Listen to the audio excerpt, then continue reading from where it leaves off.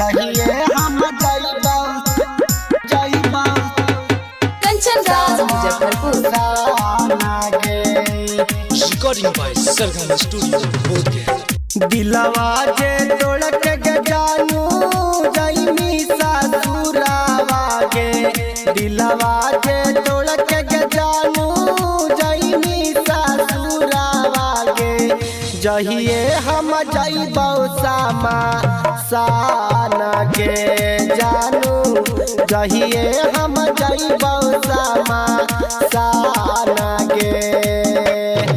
सत फेरिया ले मिग जानू अपनी अंगनावा गे, सत फेरिया ले मिग जानू अपनी अंगनावा गे, ओही जे हम दे दे बउपा राना के जानू, जहिए हम जाइबौ सामा साना के,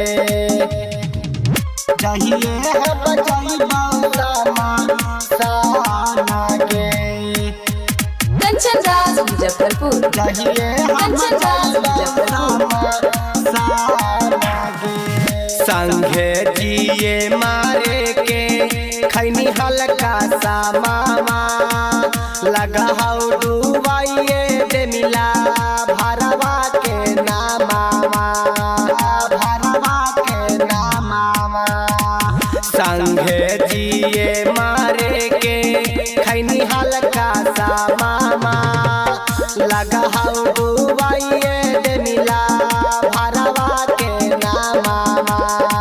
झरा झरा रोत नयनवा लगतौ ना मानवा गे, झरा झरा रोत नयनवा लगतौ ना मानवा गे, तोरे में पासो हल पाराना गे जानू, जहिए हम जाइबौ सामा साना गे, जहिए हम जाइबौ सामा साना गे। कंचन राज मुजफ्फरपुर। कंचन राज मुजफ्फरपुर। मड़ावा में पड़तौ के जानू मंग में से नूरावा, ले जीतौ डोलिया में सिंपुराई तारावा, में सिंपुराई तारावा। मड़ावा में पड़तौ के जानू मंग में से नूरावा, ले जीतौ डोलिया में सिंपुराई तारावा।